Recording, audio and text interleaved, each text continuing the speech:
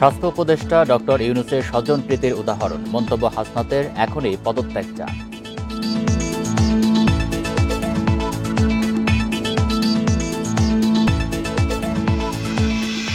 সরকারের দুর্বলতা বড় করে না দেখার আহ্বান ফখরুলের, পরিকল্পিত বিশৃঙ্খলার অভিযোগ।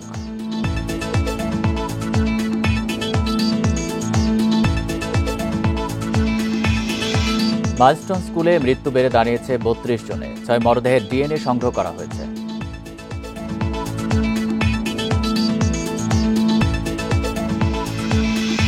বিমান দুর্ঘটনায় কোনো শিক্ষার্থী নিখোঁজ নেই, দাবি স্কুলের, তথ্য থাকলে জানানোর অনুরোধ। স্বাগত বিরতিহীন সংবাদ দুপুরে, আপনাদের সাথে আছি আমি আলী আশরাফ। শুনছেন শিরোনাম, যাচ্ছি পুরো খবরে। স্বাস্থ্য উপদেষ্টা নিয়োগকে ডক্টর ইউনূসের স্বজনপ্রীতির বড় উদাহরণ বলে মন্তব্য করেছেন এনসিপির দক্ষিণাঞ্চলের মুখ্য সংগঠক হাসনাত আবদুল্লাহ। বলেন, বেতন ভাতা ফেরত দিয়ে স্বাস্থ্য উপদেষ্টাকে পদত্যাগ করতে হবে। দুপুরে চাঁদপুর বাসস্ট্যান্ডে এক পথসভায় এসব কথা বলেন তিনি। এ সময় হাসনাত বলেন, বাচ্চাদের স্কুলে পাঠালে বিল্ডিং ভেঙে পড়বে, বিমান ভেঙে পড়বে, এমন বাংলাদেশ আমরা চাই না। হাসিনার আমলে কি পরিমাণ দুর্নীতি হয়েছে তার তদন্ত করার দাবি জানান তিনি।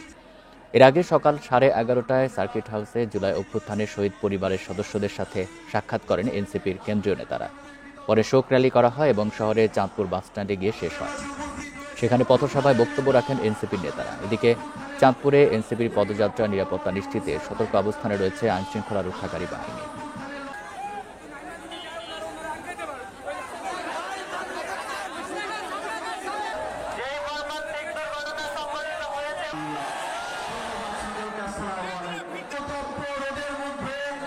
ডক্টর মোহাম্মদ ইউনূসের স্বজনপ্রীতির সবচেয়ে বড় এক্সাম্পল হচ্ছে স্বাস্থ্য উপদেষ্টা।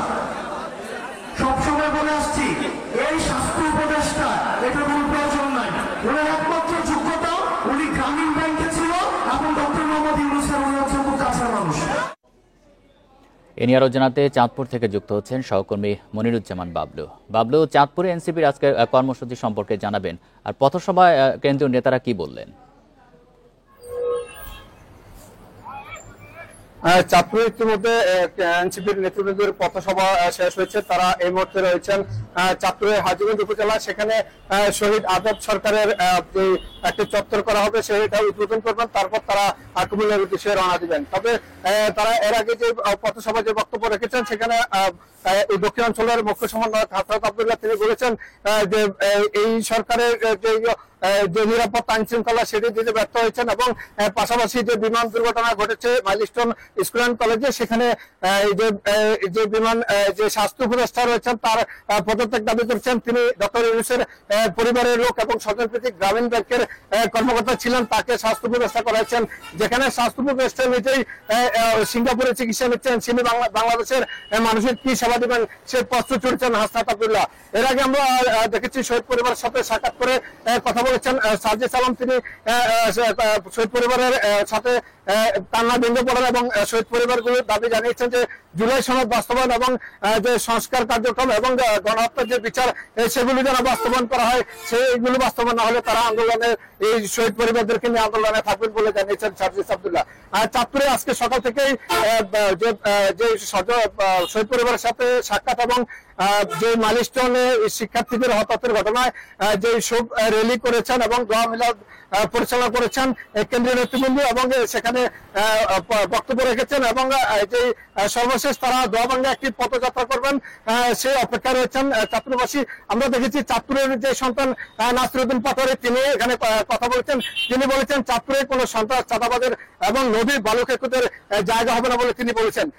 তিনি বলছেন যে এই যে জুলাই আন্দোলন যে হত্যা হয়েছে, যে চাঁদপুরে প্রতিটি যে তরুণরা প্রাণ দিচ্ছেন তাদের পাশে সবসময় তারা নাগরিক পার্টি থাকবেন বলে জানিয়েছেন। চাঁদপুর থেকে এই ছিল আমার কাছে সর্বশেষ। চাঁদপুর থেকে জানাচ্ছেন সহকর্মী মনিরুজ্জামান বাবলু। পতিত স্বৈরাচারের দোসররা বিশৃঙ্খলা তৈরি করে নির্বাচন পেছানোর ষড়যন্ত্র করছে বলে দাবি করেছেন বিএনপি মহাসচিব মির্জা ফখরুল ইসলাম আলমগীর। তবে এই চক্রান্ত সফল হবে না। নির্বাচন প্রক্রিয়া দ্রুত করতে বিএনপি তাগিদ দিয়েছে বলেও জানান তিনি। বুধবার গুলশানে এসব কথা বলেন মির্জা ফখরুল। অন্তর্বর্তী সরকারের প্রধান উপদেষ্টা সহ উপদেষ্টা পরিষদের সাথে মঙ্গলবার বৈঠক করে বিএনপি, জামাত, এনসিপি ও ইসলামী আন্দোলন বাংলাদেশ। বুধবার গুলশানে বিএনপি চেয়ারপারসনের কার্যালয়ে এক অনুষ্ঠান শেষে গণমাধ্যমে কথা বলেন বিএনপি মহাসচিব। বলেন, দেশে যখনই সংকট তৈরি হয় তখনই রাজনৈতিক দলগুলোর সাথে আলোচনা করে অন্তর্বর্তী সরকার। সেই ধারাবাহিকতায় গতকালকের বৈঠকে যোগ দেয় বিএনপি। নির্বাচন প্রক্রিয়াকে দ্রুত করা, ত্বরান্বিত করা। অন্তর্বর্তী সরকারের দেশ চালানোর অভিজ্ঞতা না থাকায় রাজনৈতিক দলগুলোর সাথে আরও বেশি আলোচনার তাগিদ দেন মির্জা ফখরুল। রাজনৈতিক দলগুলো যে একটা অভিজ্ঞতা আছে, বিশেষ করে যারা সরকারে ছিল অতীতে, যেমন আমরা, আমাদের সঙ্গে পরামর্শ করা, কথা বলা, মাঝে মাঝে মতামত নেওয়ার চেষ্টা করা, এই বিষয়টায় তারা একটু পিছিয়ে। এটা আমি মনে করি যে হয়তো তাদের অভিজ্ঞতা অভাবের কারণেই। গোপালগঞ্জের পর মঙ্গলবার সচিবালয়ের ঘটনার পেছনে পতিত স্বৈরাচারের দোসররা জড়িত বলে দাবি মির্জা ফখরুলের। সেক্রেটারিয়েটে ঢুকে পড়া এবং সেখানে আপনার কয়েকজন আপনার ফ্যাসিস্টদের লোকজনকেও আপনার আটক করা দেখা, বোঝা যাচ্ছে যে তাদের কিছু কিছু সমস্যা তৈরি করার চেষ্টা এখানে আছে। তো এটা কখনোই পারবে না। বাংলাদেশের মানুষ অত্যন্ত সজাগ এবং সচেতন আছে। তারা সমস্ত প্রচেষ্টাকে, সমস্ত চক্রান্তকে তারা নস্যাৎ করে দেবে। রাজনীতিতে ভিন্নমত গণতন্ত্রের সৌন্দর্য বলেও জানান মির্জা ফখরুল। অনেক হচ্ছে শত ফুল ফুটতে দিতে হবে আপনাকে। মাহমুদ শরীফ, ইন্ডিপেন্ডেন্ট নিউজ, ঢাকা। উত্তরায় মাইলস্টোন স্কুলে যুদ্ধবিমান বিধ্বস্তের ঘটনায় বোন নাজিয়ার পর এবার মৃত্যু হল তার ভাই নাফিরও। এ নিয়ে দুর্ঘটনায় প্রাণহানি বেড়ে দাঁড়িয়েছে 32 জনে। সোমবার গুরুতর দগ্ধ হওয়ার পর রাজধানীর জাতীয় বার্ন ও প্লাস্টিক সার্জারি ইনস্টিটিউটের আইসিইউতে চিকিৎসাধীন ছিল প্রথম শ্রেণীর শিক্ষার্থী নাফি। মঙ্গলবার রাত 12:15টার দিকে মৃত্যু হয় তার। চিকিৎসকরা জানান তার শরীরের 95%ই দগ্ধ হয়েছিল। এর আগে সোমবার রাতে মারা যায় তার বড় বোন তৃতীয় শ্রেণীর ছাত্রী নাজিয়া। তার শরীরেরও প্রায় 90% দগ্ধ ছিল। সোমবার দুপুরে রাজধানীর উত্তরায় মাইলস্টোন স্কুল অ্যান্ড কলেজের ভবনে একটি যুদ্ধবিমান বিধ্বস্তে এই হতাহতের ঘটনা ঘটে।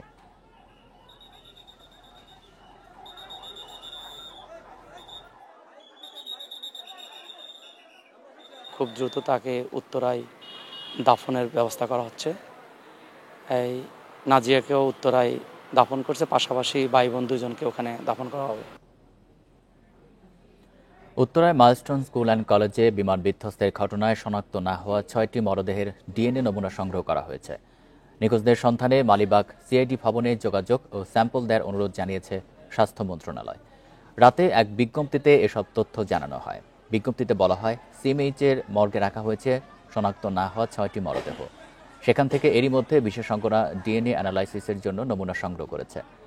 অতি দ্রুত সিআইডির ল্যাবরেটরিতে ডিএনএ প্রোফাইলিং করা হবে। এখন পর্যন্ত একটি মরদেহের জন্য বাবা মা সহ দুজনের নমুনা সংগ্রহ করেছে সিআইডি। এদিকে হতাহতদের তালিকায় যাদের নাম নেই তাদের সন্ধানে মালিবাগের সিআইডি ভবনে যোগাযোগের অনুরোধ জানানো হয়েছে। পাশাপাশি ডিএনএ ম্যাচিংয়ের জন্য নমুনা দেওয়ারও কথা বলা হয়েছে। এতে দ্রুত সময়ে পরিচয় নিশ্চিত করা যাবে বলে জানিয়েছে স্বাস্থ্য মন্ত্রণালয়।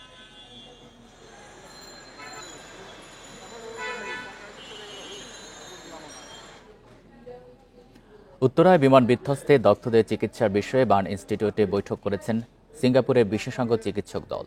দলটির নেতৃত্ব দিচ্ছেন সিঙ্গাপুর জেনারেল হাসপাতালের সিনিয়র কনসালটেন্ট চং সি জ্যাক।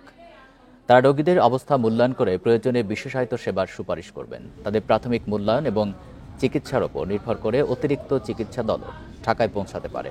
এদিকে ভারতীয় হাই কমিশনের পক্ষ থেকে জানানো হয়েছে, দগ্ধদের চিকিৎসায় প্রয়োজনীয় বিশেষজ্ঞ ডাক্তার ও নার্সদের একটি দল শিগগিরই ঢাকায় পৌঁছাবে।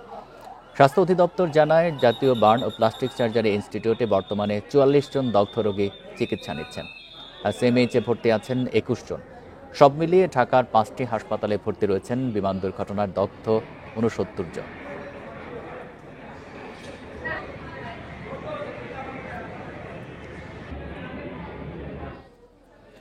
এ নিয়ে আরও জানাতে জাতীয় বার্ন ইনস্টিটিউট থেকে যোগ দিচ্ছেন সহকর্মী খালেদ রায়হান। রায়হান, দগ্ধদের বিষয়ে সর্বশেষ পরিস্থিতি জানাবেন। ডাক্তাররা এ বিষয়ে কোনো ব্রিফ করবেন কিনা, আর চিকিৎসায় কোনো রকমের সংকট আছে কিনা?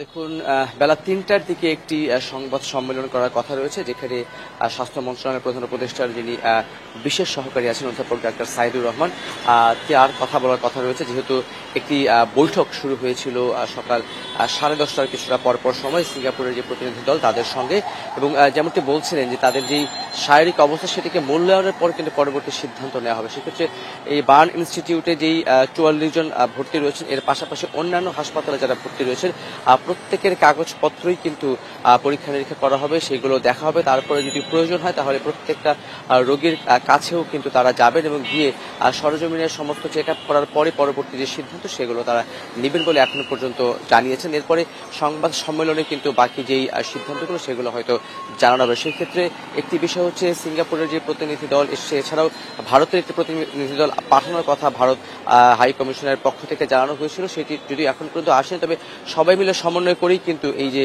চিকিৎসা কার্যক্রম সেটিকে চালিয়ে যাবেন। ইতিমধ্যে আপনারা জানেন যে এই বার্ন ইনস্টিটিউটে যারা রয়েছেন চিকিৎসক থেকে নার্স এবং স্বাস্থ্যকর্মী সকলের ছুটি বাতিল করা হয়েছে। শুধুমাত্র এই হাসপাতাল না, এছাড়াও অন্যান্য যে সকল জায়গায় মাইলস্টোনের ঘটনায় যারা আহত হয়ে যারা বিভিন্ন হাসপাতালে ভর্তি রয়েছেন মোটামুটি সব হাসপাতালেরই কিন্তু ছুটি বাতিল করা হয়েছে চিকিৎসক এবং স্বাস্থ্যকর্মীদের। এখানে যারা রয়েছেন রক্তের আপাতত সংকট নেই বলে হাসপাতাল কর্তৃপক্ষ আমাদেরকে জানিয়েছেন। যেই 6 জনের মরদেহ এখন পর্যন্ত উদ্ধার করা হয়েছে কিন্তু শনাক্ত করা হয়নি, তাদের ক্ষেত্রে সিআইডির নমুনা সংগ্রহ করেছে। তাদের পরিবারকে অনুরোধ করা হয়েছে যাতে সেখানে গিয়ে তারা সেই নমুনাটি পরীক্ষা করেন। ইতিমধ্যে আমরা যতটুকু জানতে পেরেছি 11 জনের মতো তারা নমুনা সংগ্রহ করেছেন। প্রত্যেকের পরিবার থেকে 2 জন বা 3 জনের নমুনাও কিন্তু সংগ্রহ করা হচ্ছে। আর সেই ক্ষেত্রে যত দ্রুততার সময় মধ্যে এই নমুনা সংগ্রহ করা হবে সেই অনুযায়ী তাদেরকে কিন্তু সেগুলো তাদের যে হস্তান্তর করে দেওয়া হবে সেই মরদেহগুলো। এখানে যারা অবস্থান করছেন যে 44 জন চিকিৎসা নিয়েছেন তাদের মধ্যে অনেকের অবস্থায় আশঙ্কাজনক। আমরা কিছুক্ষণ আগে একটি তথ্য পেয়েছি যে মিনহাজ নামের একজন তিনি সম্ভবত মারা গেছেন। তবে 3টার সময় যে সংবাদ সম্মেলন সেখানে হয়তো এই পুরো বিষয়টি নিশ্চিত করা হবে। এটি অফিসিয়ালি আমাদেরকে এখনো কেউ জানেনি, তবে আমরা অসমর্থিত সূত্রের ভিতরের কয়েকজনের কাছ থেকে কিন্তু তেমন তথ্য পেয়েছি। সব মিলে বলা যায় যে 44 জন এখানে আছেন, তাদের কয়েকজন অবস্থা আশঙ্কাজনক। সিঙ্গাপুর থেকে প্রতিনিধি দল তারা এসেছেন, যদি প্রয়োজন হয় আরও ডাক্তার বা নার্স বা চিকিৎসক সেখান থেকে আনা হবে। যে কি বৈঠক হয়েছে বা এখনো কি বৈঠক পরবর্তীতে হচ্ছে তার উপরেই কিন্তু নির্ভর করবে পরবর্তী যে সিদ্ধান্ত চিকিৎসা কার্যক্রম কিভাবে পরিচালনা করবে সেটি কিন্তু জানা যাবে 3টার সংবাদ সম্মেলনের পরে। বার্ন ইনস্টিটিউট থেকে জানাচ্ছেন সহকর্মী খালেদ রায়হান। বিমান দুর্ঘটনায় কোনো শিক্ষার্থী নিখোঁজ নেই বলে জানিয়েছেন মাইলস্টোন স্কুল অ্যান্ড কলেজের পরিচালক রাসেল তালুকদার। যদি কারো সন্তান নিখোঁজ হয় তাহলে স্কুলে অভিযোগ করতে অনুরোধ জানিয়েছেন তিনি। এদিকে বিমান দুর্ঘটনায় 3য় দিনে অনেকেই মাইলস্টোন স্কুলে আসছেন। শিক্ষার্থী থেকে শুরু করে অনেক অভিভাবকও ভিড় করেছেন ক্যাম্পাসের সামনে। স্কুলের প্রধান ফটক বন্ধ থাকায় বাইরে অপেক্ষা করছেন তারা। নিরাপত্তা প্রহরীরা দর্শনার্থী, সাংবাদিক সহ কাউকেই ভেতরে প্রবেশ করতে দিচ্ছেন না। স্কুলের ভেতরে আইনশৃঙ্খলা রক্ষাকারী বাহিনীর সদস্যরাও দায়িত্বে রয়েছেন। স্কুলের পরিচালক রাসেল তালুকদার জানান, এইচএসসি পরীক্ষার্থীদের কার্যক্রম সচল রাখা হয়েছে, তবে অন্য সব ক্লাসের কার্যক্রম কবে থেকে শুরু হবে সে বিষয়ে এখনো কোনো সিদ্ধান্ত হয়নি। বিমান দুর্ঘটনার তদন্তে এরই মধ্যে স্কুল কর্তৃপক্ষ একটি কমিটি গঠন করেছে। কোনো অভিভাবক সন্তান খুঁজে না পেলে শিক্ষা প্রতিষ্ঠানে 5 নম্বর ভবনে অভিযোগ দায়েরের অনুরোধ স্কুল প্রশাসনের।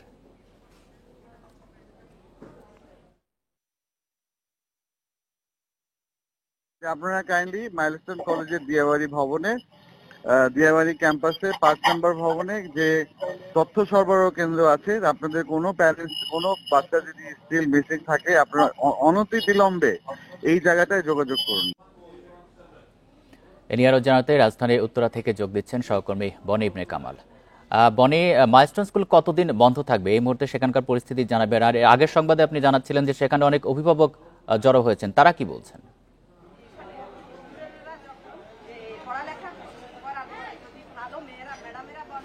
আশরাফ, আমরা মাইলস্টোন কর্তৃপক্ষের সঙ্গে কিছুক্ষণ আগে কথা বলেছি। একজন শিক্ষকের সঙ্গে আমাদের সঙ্গে কথা হয়েছে, কলেজের শিক্ষক।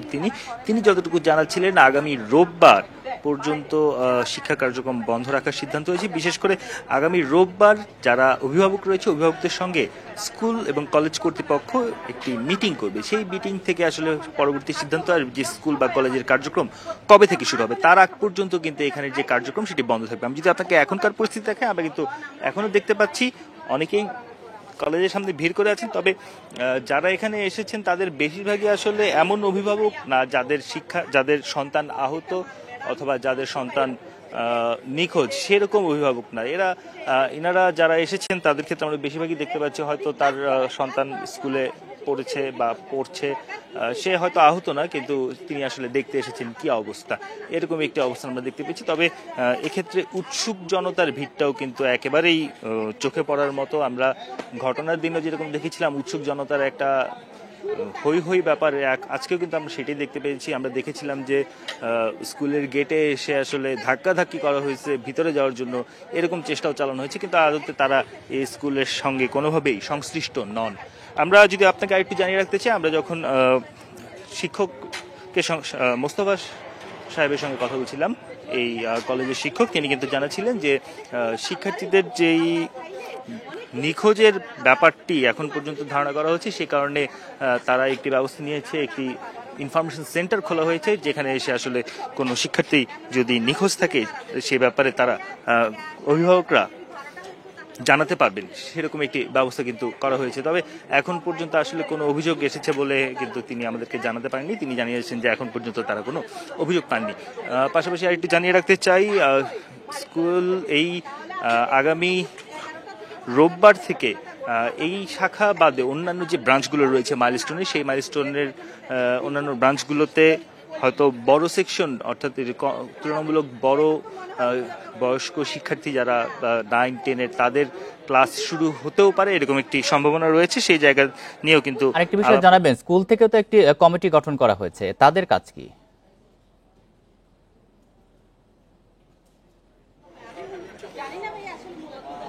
আশা আমি আপনার কথাটি বুঝতে পারিনি।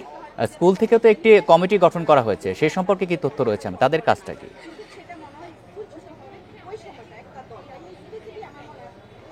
জি, স্কুল থেকে এই যে নিখোঁজ শিক্ষার্থীদের তথ্য জানার জন্য বা আসলে কতজন মারা গেছে, কতজন আহত হয়েছে, সেই হিসাব নিকাশটা করার জন্য স্কুল থেকে একটি কমিটি করা হয়েছে 5 সদস্যের, যেখানে অধ্যক্ষ, প্রিন্সিপাল, অন্যান্য যারা শিক্ষক রয়েছেন তাদের সমন্বয়ে একটি কমিটি করা হয়েছে। তারা কার্যক্রম শুরু করবেন আজকে থেকে, এবং সেই কার্যক্রম শুরুর ফলে কতজন শিক্ষার্থী আসলে আহত হলো, কতজন শিক্ষার্থী নিখোঁজ আছে, কতজন শিক্ষার্থী মারা গেছেন, কি ক্ষয়ক্ষতি হলো, পুরো যে বিষয়টি এই বিমান দুর্ঘটনার ফলে হয়েছে, পুরো বিষয়টিকে আসলে তারা তাদের প্রতিবেদনে তুলে আনবেন, এবং সেটি মাধ্যমে আসলে তারা খুব স্পষ্ট বা সুস্পষ্টভাবে জানাবেন যে কতজন আসলে আহত হলো, কতজনের কি ধরনের চিকিৎসা দরকার, কতজন মারা গেছেন, কতজন নিখোঁজ আছেন, কার কার ডিএনএ টেস্ট করা হবে, সেই সমস্ত বিষয়গুলোই আসলে এই প্রতিবেদনের মাধ্যমে, এই শিক্ষকদের যে কমিটি করা হচ্ছে সেই কমিটির মাধ্যমে তুলে আনা হবে। উত্তরা থেকে জানাচ্ছেন সহকর্মী বনিবনে কামাল। প্রবাসী আত্মীয়কে বরণ করতে ঢাকা বিমানবন্দরে যাবার পথে সড়ক দুর্ঘটনায় একই পরিবারের 4 নারীসহ 6 জনের মৃত্যু হয়েছে, গুরুতর আহত আরও 2 জন। সকালে নাটোরের বড়াই গ্রামে ট্রাক মাইক্রোবাস সংঘর্ষে এই হতাহতের ঘটনা ঘটে।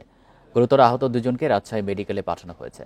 ট্রাকের লেন পরিবর্তন ও বেপরোয়া গতির কারণেই দুর্ঘটনা বলছে পুলিশ। প্রবাসী আত্মীয়কে অভ্যর্থনা জানাতে কুষ্টিয়া থেকে মাইক্রোবাসে ঢাকা বিমানবন্দরে যাচ্ছিলেন পরিবারের সদস্যরা। বনপাড়া হাটিকুমরুল মহাসড়কের তরমুজ পাম্প এলাকায় একটি ট্রাক লেন পরিবর্তন করলে তাদের মাইক্রোবাসের সাথে মুখোমুখি সংঘর্ষ হয়। এতে ঘটনাস্থলেই 5 জন নিহত হন। গুরুদাসপুর একটি ইউনিট এসে এখানে রেস্কিউ কাজ শুরু করে। অবস্থার ভয়াবহতা দেখে পার্শ্ববর্তী যে বনপাড়া আমাদের ফায়ার স্টেশন ছিল, তারাও একটি ইউনিটে এখানে কাজ করে, এবং আমি নাটোর থেকে খুব দ্রুত এখানে এসে ঘটনাস্থলে আমরা উপলব্ধি করি, এবং খুব শর্ট টাইমের মধ্যে আমরা ভিকটিমগুলোকে উদ্ধার করতে আমরা সক্ষম হয়েছি। মহাসড়কটিতে বাঁকের কারণে প্রায় দুর্ঘটনা ঘটে। এছাড়া 2টি যানেরই বেপরোয়া গতি ছিল বলছে পুলিশ ও স্থানীয়রা। এই রাস্তাতে মাঝে মাঝে দুর্ঘটনা ঘটে, খুব স্পিডে গাড়ি চলে, পুলিশ প্রশাসন খুব একটা থাকে না। ট্রাকটাই তার রং লেনে পরিবর্তন করে আসার কারণে মূলত মুখোমুখি মাইক্রোবাসের সাথে সংঘর্ষ হয়েছে আমাদের মনে হচ্ছে। আমরা প্রাথমিকভাবে ধারণা করতেছি তারা ঢাকামুখী কোথাও যাচ্ছে কোনো ফ্যামিলি। দুর্ঘটনা কবলিত ট্রাকটি আটক করেছে পুলিশ, তবে ট্রাকের চালক পলাতক। ইন্ডিপেন্ডেন্ট নিউজ দেখছেন বিরতিহীন সংবাদ দুপুর। এরপর অন্যান্য খবরের সঙ্গে থাকছে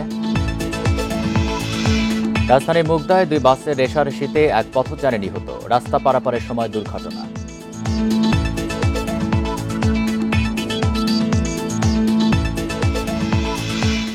ইস্টার্ন রিফাইনারির 2য় ইউনিট স্থাপনের প্রস্তাব, বাজেট প্রায় $350 কোটি।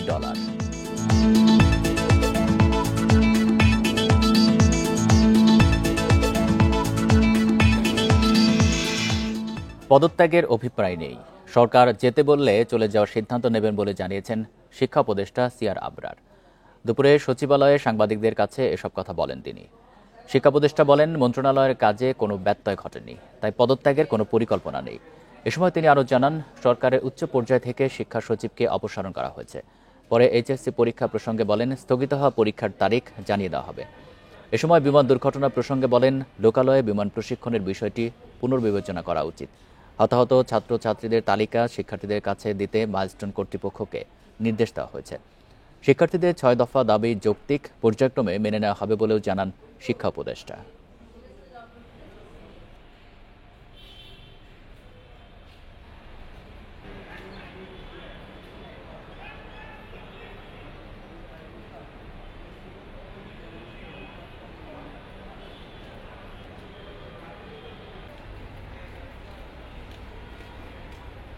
আমি নিজের থেকে করার কোনো অভিপ্রায় নেই, কারণ আমি এখানে আমার কাজের কোনো এখানে ব্যত্যয় হয়েছে বলে আমি মনে করি না। আপনাদেরকে আমি ঘটনা পরম্পরায় আপনাদেরকে জানালাম, আপনারা সেটা বিবেচনা করবেন, সেটা ঠিক কি বেঠিক আমার মনে হয় না। আর যদি আমার তো নিয়োগকর্তাও রয়েছেন, তারাও যদি এখানে মনে করেন যে এখানে ব্যত্যয় ঘটেছিল, তো আমাকে যেতে বললে আমি অবশ্যই চলে যাব। আমার কোনো এখানে আঁকড়ে ধরার, নিজেকে জাস্টিফাই করার কোনো কিছু নয়। মাইলস্টোন স্কুলের শিক্ষার্থী ও অভিভাবকদের ওপর আইনশৃঙ্খলা বাহিনীর হামলার প্রতিবাদ জানিয়েছে কয়েকটি রাজনৈতিক দল। বুধবার জাতীয় ঐকমত্য কমিশনের সংলাপ থেকে 10 মিনিটে প্রতীকী ওয়াকআউট করেছে সিপিবি, বাসদ ও বাংলাদেশ জাসদ। সকাল 11টার দিকে দ্বিতীয় পর্যায়ের সংলাপের 18তম দিনের অধিবেশন শুরু হয়। শুরুতেই সিপিবির সাধারণ সম্পাদক রুহিন হোসেন প্রিন্স বলেন, মাইলস্টোনে হৃদয় বিদারক ঘটনা ঘটেছে।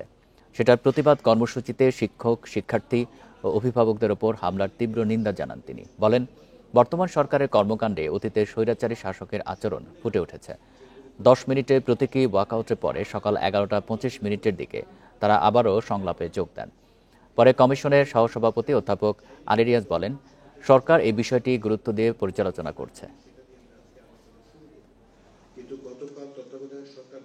প্রতিবাদ হিসেবে তারা যা জানিয়েছেন সেটা আমি মনে করি যে নাগরিক হিসেবে এবং রাজনৈতিক দল হিসেবে তাদের এই অধিকারের চর্চাকে আমরা স্বাগত জানাই। আমরা মনে করি যে তাদের বক্তব্যগুলো যেহেতু জাতির সামনে উপস্থাপিত হয়েছে, আশা করি সরকার এগুলো বিবেচনা করবেন। রাজধানীর মুগদা মেডিকেলের সামনে 2 বাসের রেষারেষিতে এক পথচারী নিহত হয়েছেন। সকাল 8:30টার দিকে এই দুর্ঘটনা ঘটে। নিহত ব্যক্তির নাম আতিকুর রহমান। তিনি কমলাপুর রেল স্টেশনে বিদ্যুৎ সরবরাহ শাখায় কর্মরত ছিলেন। স্বজনরা জানান, সকালে অফিসে যাওয়ার জন্য বাসা থেকে বের হন আতিকুর রহমান। মুগদা মেডিকেল কলেজ হাসপাতালের সামনে রাস্তা পারাপারের সময় 2টি বাসের মাঝে চাপা পড়েন তিনি। পরে গুরুতর অবস্থায় দুপুরে ঢাকা মেডিকেল কলেজ হাসপাতালে নেওয়া হলে চিকিৎসক মৃত ঘোষণা করেন। নিহত আতিকুর রহমানের বাড়ি মুন্সিগঞ্জে।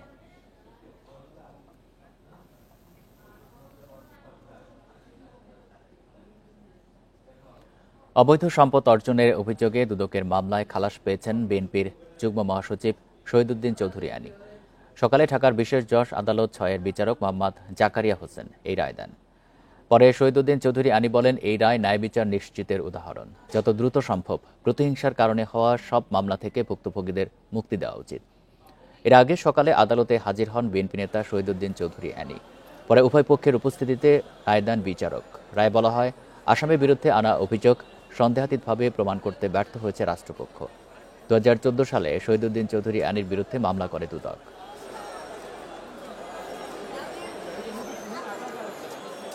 এই মামলায় আমি গত 11টি বছর আদালত পাড়ায় এসেছি, বারবার জেলে গিয়েছি, অত্যাচারিত হয়েছি, নির্যাতিত হয়েছি।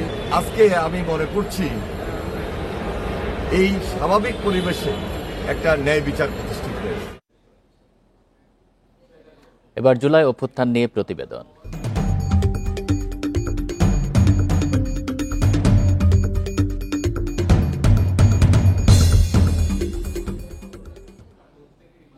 নাটোরে টাকার অভাবে চিকিৎসা করাতে পারছেন না জুলাই অভ্যুত্থানে আহত অনেকে। ভবিষ্যৎ নিয়ে দুশ্চিন্তায় দিন কাটছে তাদের। স্বাভাবিক জীবনে ফিরতে সরকারের কাছ থেকে অর্থ সহায়তা ও চাকুরির দাবি করেছেন তারা। যদিও প্রশাসন বলছে সমস্যার সমাধানে আহতদের পাশে আছে সরকার।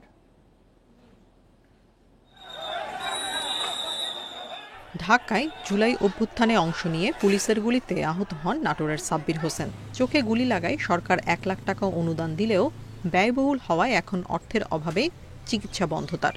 খরচ জোগাতে হিমশিম খাচ্ছে পরিবার। আগে মনে করেন যে কাজ কাম করতাম, এখন কাজ কামও করতে পারি না। কাজে গেছিলাম, কাজে মনে করেন যে কয়েকদিন কাজ করার পরে আর কাজে নেয় নাই। কিন্তু এমন একটা পরিস্থিতি, আমরা যে তার চিকিৎসা করব, সেই চিকিৎসা বহনও করতে পারতেছি না।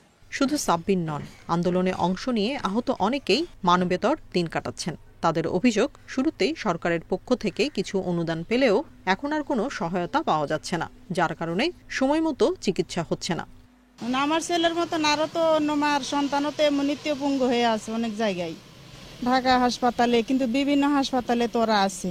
সেই অবস্থায় রাবার বুলেট বের করা যায়নি, পরবর্তীতে আমি রাবার বুলেট বের করছি ট্রিটমেন্টের মাধ্যমে। পরবর্তীতে এখন পর্যন্ত 1 বছর হতে চললো, এখনো আমার বুকে ব্যথা করে। এরকম একটা পজিশন করে দেয় যাতে সারা জীবন যাতে তারা কোনো কিছু চলাফেরা করে খুব ভালোভাবে যেন চলাফেরা করতে পারে। জুলাই গণ অভ্যুত্থানে আহতদের সব ধরনের সহায়তার আশ্বাস প্রশাসনের। আমরা প্রতিনিয়ত তাদের খোঁজ খবর নিচ্ছি, তাদের বিভিন্ন রকম চিকিৎসা সহায়তা হতে শুরু করে নানান রকম সমস্যায় আমরা তাদের সমাধান করার চেষ্টা করছি। জেলা প্রশাসনের তথ্য মতে জুলাই গণ অভ্যুত্থানে অংশ নিয়ে জেলায় শহীদ হন 8 জন। আহতদের মধ্যে জুলাই যোদ্ধা হিসেবে গেজেটভুক্ত হয়েছেন 103 জন। Independent news. দেশের জ্বালানি তেল পরিশোধন সক্ষমতা বাড়াতে ইস্টার্ন রিফাইনারির দ্বিতীয় ইউনিট স্থাপনে আবারও পরিকল্পনা কমিশনের প্রস্তাব দিয়েছে বিপিসি। সংস্থাটি বলছে প্রকল্পে প্রায় $350 কোটি খরচ হবে, যার $100 কোটি যোগান দেবে বিপিসি। বাকি অর্থ ঋণ হিসাবে আসবে সরকারি তহবিল থেকে। বিপিসি বলছে উন্নত প্রযুক্তির দ্বিতীয় রিফাইনারিতে পরিশোধিত জ্বালানি তেল হবে আন্তর্জাতিক মানের। দেশে বার্ষিক জ্বালানির চাহিদা 65 লাখ টন, এর মধ্যে প্রায় 50 লাখ টনই ডিজেল। 15 লাখ টন তেল পরিশোধন করা হয় একমাত্র রাষ্ট্রীয় রিফাইনারিতে। চট্টগ্রামে 1968 সালে স্থাপিত ইস্টার্ন রিফাইনারির আয়ু শেষ হয়েছে কমপক্ষে 2 দশক আগে। নিয়মিত সংস্কার করেই চলছে পরিশোধন, দক্ষতা কমায়, বেড়েছে খরচও। 2010 সালে বছরে 30 লাখ টন পরিশোধন ক্ষমতার দ্বিতীয় ইউনিট নির্মাণের উদ্যোগ নেয় বাংলাদেশ পেট্রোলিয়াম কর্পোরেশন বিপিসি। তখন ব্যয় ধরা হয় 13,000 কোটি টাকা। অর্থায়ন সহ নানা জটিলতায় কয়েক দফা ব্যর্থ হয় সরকারি অনুমোদন প্রচেষ্টা। সম্প্রতি 42,000 কোটি টাকার সংশোধিত প্রকল্প প্রস্তাব পাঠানো হয়েছে পরিকল্পনা কমিশনে। সেখানে 1 বিলিয়ন মতো প্রোভাইড করবে আমাদের বিপিসির নিজস্ব অর্থ আছে, আমরা সংস্থান রেখেছি। বাকিটা তাহলে 2.2 বিলিয়ন বা 2.5 বিলিয়ন যেটা হচ্ছে আসলে বাইরে থেকে আসতে হবে। আমরা খুবই তাড়াতাড়ি চাচ্ছি, সরকার বিশেষ করে খুব তাড়াতাড়ি এটা হোক, মানে এটার যেহেতু চাহিদাটা প্রয়োজন, খুবই যত তাড়াতাড়ি শুরু করা যাবে তত আমাদের ইকোনমির জন্য ভালো। বিশ্বে জ্বালানি নিরাপত্তায় বড় নিয়ামক রিফাইনারি শিল্প। সরবরাহ সংকটে পরিশোধিত ডিজেলে গুনতে হয় অতিরিক্ত দাম। বিপিসি বলছে রিফাইনারির দ্বিতীয় ইউনিট অর্থ সাশ্রয়ে ভূমিকা রাখবে। এই রিফাইনারিটা যখন হবে তখন আমাদের যে এখন বর্তমানে আছে 1.5 মিলিয়ন প্রতি বছর রিফাইন করে, এটাও কিন্তু ইউরো 5 স্ট্যান্ডার্ডে চলে যাবে। এটাও আপনার তার মানে আমি নতুন 3 মিলিয়ন এবং এটা 1.5, দ্যাট ইজ আমি নতুন প্রোডাক্ট পাবো, একেবারে কার্বন খুবই কম। এদিকে রিফাইনারির ভবিষ্যৎ বাড়তি সক্ষমতা বিবেচনায় নিয়ে গভীর সমুদ্র থেকে পাইপলাইনে জ্বালানি তেল খালাসের এসপিএম প্রকল্প বাস্তবায়ন কাজ শেষ হয়েছে। Hari Saha, independent news, Dhaka. ভরিতে 1050 টাকা বাড়িয়ে 22 ক্যারেট স্বর্ণের নতুন দাম 1,71,601 টাকা নির্ধারণ করেছে বাংলাদেশ জুয়েলার্স সমিতি বাজুস। আজ থেকে সারা দেশে নতুন দাম কার্যকর হয়েছে। বাজুস জানায়, স্থানীয় বাজারে বিশুদ্ধ স্বর্ণের দাম বেড়েছে, এজন্য দাম পুনর্নির্ধারণ করা হয়েছে। দেশের বাজারে হলমার্ক করা প্রতি ভরি 22 ক্যারেট মানের স্বর্ণ 1,71,601 টাকা, 21 ক্যারেট 1,63,798 টাকা এবং 18 ক্যারেট 1,40,400 টাকা বিক্রি হবে। এছাড়া সনাতন পদ্ধতির প্রতি ভরি স্বর্ণের দাম বেড়ে হবে 1,16,127 টাকা। পরবর্তী সিদ্ধান্ত না হওয়া পর্যন্ত এই দর বলবৎ থাকবে। সর্বশেষ 7 জুলাই স্বর্ণের দাম ভরিতে 1,500 টাকা কমিয়েছিল বাজুস। তবে স্বর্ণের দাম বাড়লেও রূপার দাম অপরিবর্তিত রয়েছে।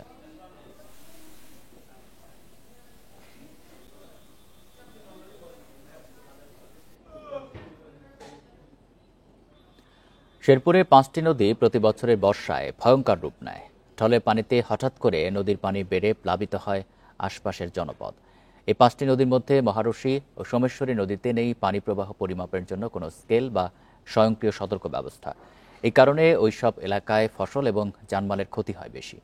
এলাকাবাসীর দাবি, নদীর পানির স্রোত সময়মতো জানতে পারলে এই ক্ষতি হবে অনেক কম। ভারত সীমান্ত ঘেঁষা পাহাড়ি জনপদের জেলা শেরপুরের গুরুত্বপূর্ণ 2 নদী মহারশী ও সোমেশ্বরী। ঢল ও ভারী বৃষ্টিপাতের ফলে প্রতি বছর বর্ষায় নদী দুটির পানি হঠাৎ বেড়ে ভয়ঙ্কর রূপ ধারণ করে। এ সময় নদীপাড়ের গ্রাম প্লাবিত হয়ে ফসল ও জানমালের ব্যাপক ক্ষয়ক্ষতি হয়। স্থানীয়দের দীর্ঘদিনের দাবি, এলাকার ক্ষয়ক্ষতি কমাতে নদী দুটিতে পানি পরিমাপের যন্ত্র, স্কেল বা স্বয়ংক্রিয় সতর্কবার্তা বসানোর প্রয়োজন। আমাদের এই পানির যখন বৃদ্ধি হয় তখন আমরা বিপদের সম্মুখীন হই। এই নদীর কোনো পানি মাপার কোনো তো যন্ত্র নাই, যন্ত্র থাকলে আমরা মাল সামানা সরাই নিয়ে যেতাম, কিন্তু পানির পরিমাপ বুঝতে পারি না যে কতক্ষণ কোন সময় কতটুকু পানি আছে। পরিমাপের যন্ত্র ছাড়া হঠাৎ পানি বৃদ্ধি সম্পর্কে জনগণকে সতর্ক করাটা কঠিন হয় বলে জানান উপজেলা নির্বাহী কর্মকর্তা। পানির রিডিংটা আমরা জানতে পারি না, সেক্ষেত্রে আমাদের প্রস্তুতির একটু সমস্যা হয়ে থাকে। সেজন্য আমরা পানি উন্নয়ন বোর্ডকে ইতিমধ্যে বিষয়টি অবহিত করেছি এবং তারা তাদের ঊর্ধ্বতন কর্তৃপক্ষের সাথে কথা বলে যত দ্রুত সম্ভব এখানে পানি মাপার জন্য স্কেলের ব্যবস্থা করবেন। তবে পরিমাপ যন্ত্র বসানোর বিষয়ে ইতোমধ্যে মন্ত্রণালয়ে চিঠি দেওয়া হয়েছে বলে জানিয়েছে পানি উন্নয়ন বোর্ড।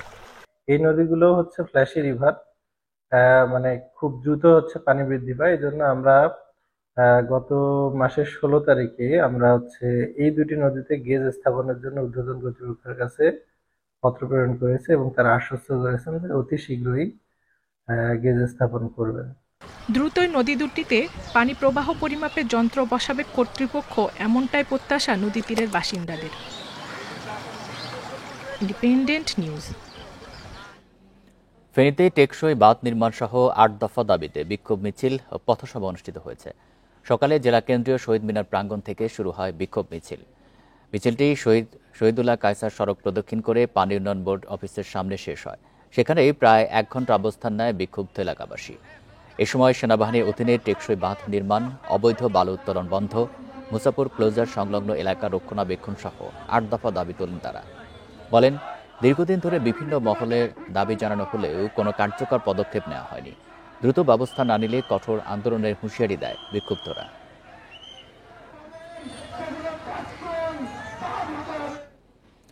উদ্বোধনের 1 বছর পেরিয়ে গেলেও মাগুরায় চালু হয়নি প্রবীণ নিবাস। ভবন থাকে তালাবদ্ধ, অত্যাধুনিক আসবাব পড়ে আছে অব্যবহৃত অবস্থায়। প্রবীণদের স্বাস্থ্যসেবা নিশ্চিত করতে কোটি টাকা খরচে কেনা ফিজিওথেরাপি মেশিনও কাজে আসছে না। সমাজসেবা কর্মকর্তারা বলছেন, প্রকল্পের কাজ শেষে বুঝিয়ে দেওয়া হয়েছে কর্তৃপক্ষকে। প্রবীণ, এতিম ও বিশেষ চাহিদা সম্পন্ন ব্যক্তিদের জন্য মাগুরায় নির্মাণ করা হয়েছে প্রবীণ নিবাস ও এতিমখানা ভবন। প্রকল্পের কাজ শেষ হয় 2024 সালের জুনে। সমাজসেবা অধিদপ্তর ও প্রফুল্ল প্রতিভা ট্রাস্ট বাস্তবায়ন করেছে প্রকল্পটি, কিন্তু উদ্বোধনের পর এটি ট্রাস্টকে বুঝিয়ে দেওয়া হলেও এখনও চালু হয়নি।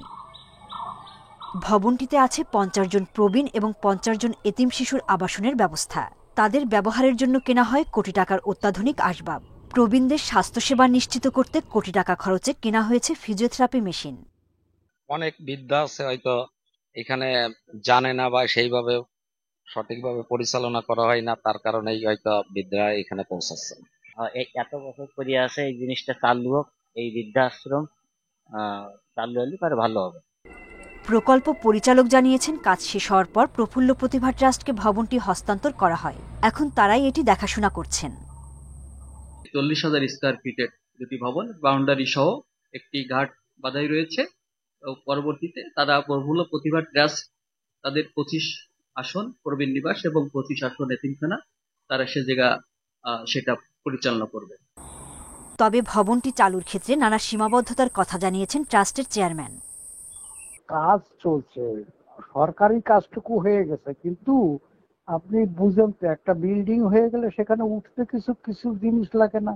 রান্নাঘর তৈরি করতে হয়, তারপরে তার রেলিংটা রয়ে গেছে নিচু, যে প্রতিবন্ধীরা আসবে রেলিংতে পড়ে যাওয়ার মতো, রেলিংটা ঠিক করতে হবে। মাগুরা জেলা সদর থেকে প্রায় 10 কিলোমিটার দূরে প্রফুল্ল প্রতিভা প্রবীণ নিবাস।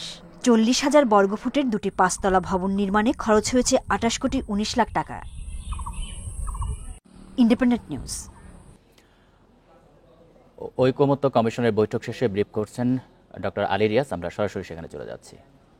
দ্বারা যেখানে নির্বাচন কমিশনার হইবার যোগ্যতা অযোগ্যতা, প্রার্থী অনুসন্ধানের পদ্ধতি, প্রাধিকার ও কর্মপদ্ধতির উল্লেখ থাকবে, তাতে নির্ধারিত পদ্ধতিতে ইচ্ছাপত্র এবং প্রার্থীর সংশ্লিষ্ট তথ্যাদি আহ্বান করা সহ কমিটির নিজস্ব উদ্যোগে উপযুক্ত প্রার্থীর অনুসন্ধান কার্যক্রম পরিচালনা করিবে। খ. অনুসন্ধানে প্রাপ্ত ব্যক্তিবর্গের জীবন বৃত্তান্তসমূহ স্বচ্ছ প্রক্রিয়ায় যাচাই বাছাই করত সর্বসম্মতিক্রমে তাহাদের মধ্য হইতে একজনকে প্রধান নির্বাচন কমিশনার এবং নির্ধারিত প্রতিটি পদের বিপরীতে একজন করিয়া নির্বাচন কমিশনার হিসেবে নিয়োগের জন্য রাষ্ট্রপতির নিকট প্রেরণ করিবেন এবং রাষ্ট্রপতি তাহাদেরকে কার্যভার গ্রহণের তারিখ হইতে পরবর্তী 5 বছরের জন্য নিয়োগ দান করিবেন। গ. স্পিকারের তত্ত্বাবধানে জাতীয় সংসদ সচিবালয় এই কমিটিকে সাচিবিক সহায়তা প্রদান করিবে। ঘ. বিদায়ী কমিশনের মেয়াদ শেষ হইবার অথবা অন্য কোনো কারণে পদ শূন্য হইলে পরবর্তী দিন হইতে নবনিযুক্ত প্রধান নির্বাচন কমিশনার ও কমিশনারগণ দায়িত্ব গ্রহণ করিবেন। আমরা বিদ্যমান সংবিধানের 118 অনুচ্ছেদের 2, 3, 4, 5 এবং 6 উপ অনুচ্ছেদগুলো অপরিবর্তিত রাখার কথা বলছি, কিন্তু 118-র 5 উপ অনুচ্ছেদে আমরা আরও একটি বিষয় যুক্ত করার কথা ঐকমত্যে পৌঁছেছি। সেটি হচ্ছে এতদ্ব্যতীত জাতীয় সংসদ কর্তৃক প্রধান নির্বাচন কমিশনার এবং কমিশনারদের জবাবদিহিতার জন্য আইন প্রণয়ন ও আচরণ বিধি প্রণীত হইবে। আমি মনে করি জাতীয় ঐকমত্য কমিশনের সঙ্গে এই আলোচনায় রাজনৈতিক দলগুলো, প্রধান রাজনৈতিক দল সহ সমস্ত রাজনৈতিক দলগুলো তাদের নিজস্ব অবস্থান থেকে বড় রকমের ছাড় দিয়ে একটি কথা বলছিলেন জাতীয় ঐকমত্য কমিশনের সভাপতি আলী রিয়াজ। আমরা সরাসরি সেখানে ছিলাম। এই ছিল এখনকার সংবাদে। ধন্যবাদ সবাইকে।